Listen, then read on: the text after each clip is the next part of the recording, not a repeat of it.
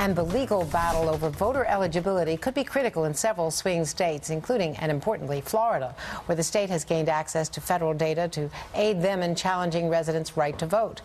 Charlie Crist is an independent who served as governor of Florida, of course, for 4 years and has been particularly outspoken against what he calls a shameless voter purge.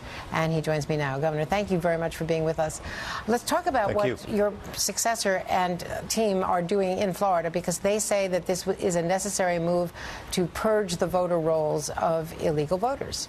Well, it's a great concern to me, and I think most of my fellow Floridians, and the concern really is on sort of a closing the door on democracy, if you will, by making it much more difficult for Floridians to exercise their precious right to vote.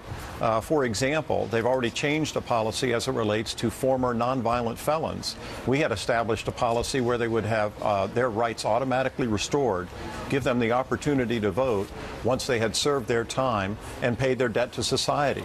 And it's really based on forgiveness and giving them that opportunity. That has now been changed under the new administration. In addition, they've also said that early voting, which is a great tradition in Florida, has been reduced from a 14-day period before the election to 8 days before, making it again more difficult for legal citizens to have their right to vote be heard. And, you know, in Florida, we have a history of having some pretty close elections. I think everybody remembers 2000 and how close that was.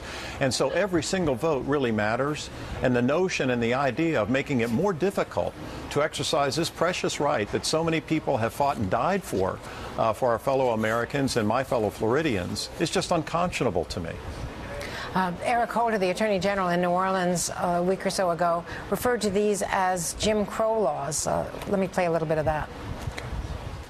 Many of those without IDs would have to travel great distances to get them, and some would struggle to pay for the documents they might need to obtain them. We call those poll taxes. Do you agree with Eric Holder? Well, I think he's on the right track. I mean, anytime you put more impediments into a citizen's right, a legal citizen's right to vote, and make that more difficult, you impede the natural right of democracy and the citizen's right to have their voice heard in important elections. We obviously have a very important election coming this November. The presidential race is paramount, and it's going to be a clear choice where a decision will have to be made whether to re-elect President Obama or make a change. And if you make it more difficult for people to have the opportunity to exercise their right, you're not doing them a favor. You're not doing democracy a favor. You're impeding that process, and it's just plain wrong.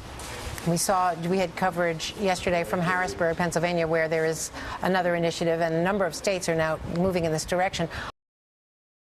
If people in Philadelphia, for instance, the city of Philadelphia, have to have legitimate driver's licenses, when many of them use mass transit, do not have driver's licenses, don't have the money to go and get driver's licenses, this could really suppress the vote in Philadelphia, a vote that would normally be for Barack Obama in the city of Philadelphia over Mitt Romney. So this could make a big difference.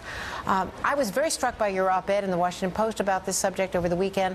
Have you decided, I know you're an independent, Governor, have you decided whether you're going to get involved in this campaign year on the side of either Mitt Romney or President Obama? I have not made that decision yet. I'm following this campaign very closely. It means an awful lot to the future of Florida and the future of our country, and so I'll continue to do so, but at this time I made no decision. And what do you think about Marco Rubio, the man whom you lost to, who's being considered for the possible slot on the ticket? I think he's a real nice guy. Qualified to be vice president? I'll leave that to others to decide.